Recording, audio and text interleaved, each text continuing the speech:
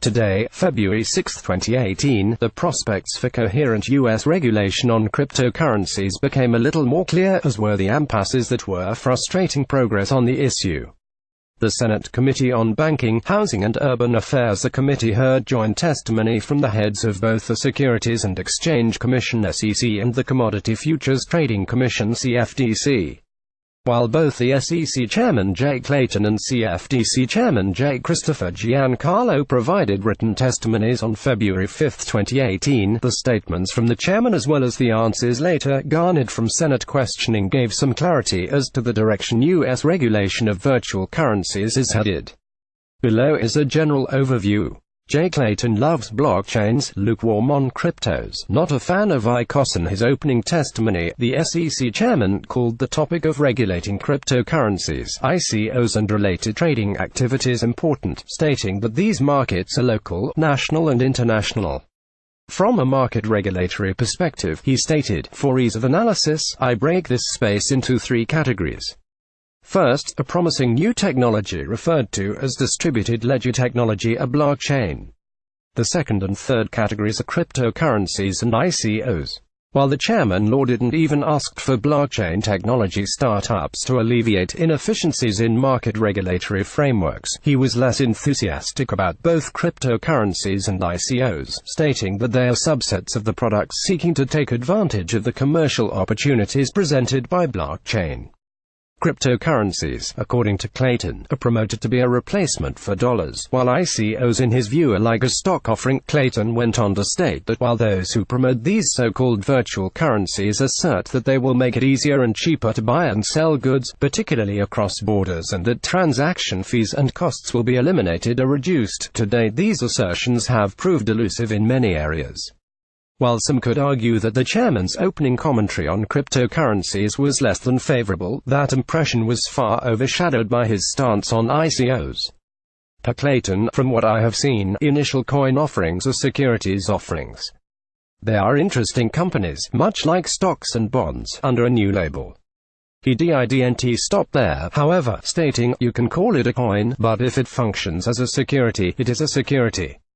Another cause of concern for Clayton on the ICO front, an ICO may have nothing to do with distributed ledger technology beyond the coin itself.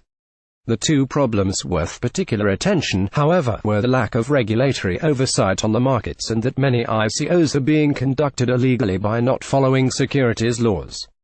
Clayton wrapped up his opening volley at ICOs by warning the ICO market that those who engage in semantic gymnastics or elaborate structuring exercises in an effort to avoid having a coin be a security are squarely within the crosshairs of our enforcement division. So much for ease of analysis.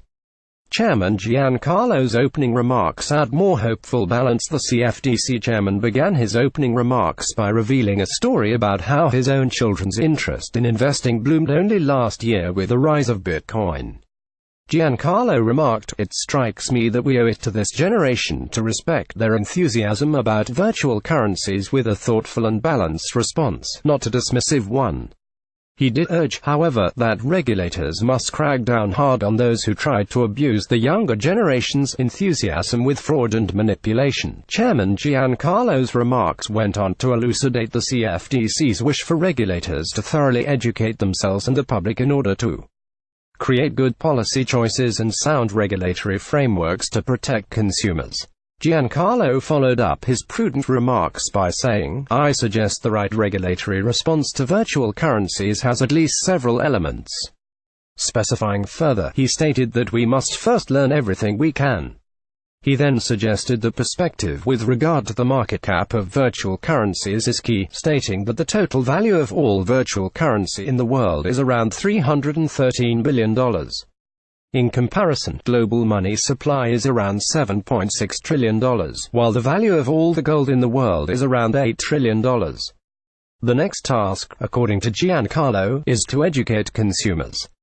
According to him, we've never conducted this much outreach for any other financial product. Another element, according to the chair, is regulatory coordination because no one agency has direct authority over virtual currencies. He was careful to point out the need for finding a balance between exercising legal authority over virtual currency derivatives while clarifying the CFTC's statutory limitations. Those limitations, as Giancarlo made abundantly clear, include the CFTC's lack of authority over regulating the spot markets for cryptocurrencies. He did, however, say that the CFTC has enforcement authority in the spot markets through their authority over the cryptocurrency derivatives markets.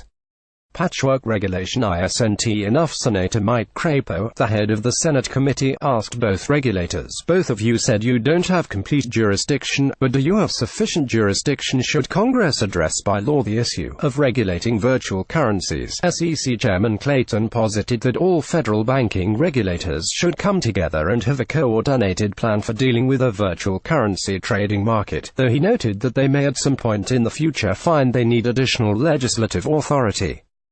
CFTC Chair Giancarlo concurred but directed the committee to look at gaps in the legislation that could be presented. According to Giancarlo, there is patchwork coverage, but it is not enough to handle a regulatory framework that could be covered by coordinated effort. ICOs that have raised funds from U.S. investors violated U.S. securities laws. The issue of ICOs and their legality was an oft-revisited point during the QA portion of the hearing. The minority leader on the committee, Senator Sherrod Brown, asked Clayton how much of the $4 billion in capital raised last year through ICOs was raised in the United States. The SEC chair couldn't give any clarity but suggested the number was probably enough that regulators should be talking about the issue. Senator Elizabeth Warren also had her say on the issue, stating, "Some ICOs raise money for legitimate companies, but others, we know, are just Ponzi schemes." Senator Warren then referenced Facebook's recent ban of cryptocurrency and ICO ads and asked SEC Chairman Clayton a series of questions around how to make ICOs safer. The senator asked, in 2017, companies raised more than $4 billion in ICOs. How many of those companies registered with the SEC? Clayton told Senator Warren that not one had registered. Pressing further, the senator asked the chairman how many companies with upcoming ICOs had registered with the SEC, to which Clayton gave the same answer. Unfazed, Senator Warren asked Clayton for a comment on why no one registered an ICO with the SEC. The chairman's response was a vague admonishment of the gatekeepers the SEC rely on to assist them in ensuring securities laws are followed, saying they have not done the jobs. Elaborating further, he stated, "What ICOs do is take the disclosure-like benefits of a private placement and then add to it general solicitation and promise to the investor of a secondary market without registering to us." Senator Warren finished off her line of questioning, saying to Clayton, "I'm understanding you to say that what ICOs do by not registering is a violation of the law." The SEC chairman simply answered, "Correct." But he did moderate his views on the illegality of ICOs by stating, "Imperfectly happy for these people to do private placements, but do them right, senatorial enlightenment, hacks, HODLs and kimchi premiums." While not all of the questions were focused directly on clarifying future U.S. regulatory frameworks on virtual currencies, the cryptocurrency industry was made aware of the effort regulators and lawmakers alike took to learn about the new asset class. Throughout the hearing, several senators demonstrated an awareness of problems currently plaguing the industry. References to the coin-check hack in Japan, Mt. Gox and exchange vulnerabilities, and North Korean and Russian state agents' potential for abusing prices in the cryptocurrency market all came up. Senator Robert Menendez cited Venezuela's attempt to circumvent sanctions using petrocoin, while Senator Jack Reed stressed the need for technologists and computer expert personnel among the regulators to help them understand the burgeoning asset class. Senator David Perdue began a line of questioning about combating pump-and-dump schemes, regulatory arbitrage and financial arbitrage that prompted the CFTC chair to explain what kimchi premiums were.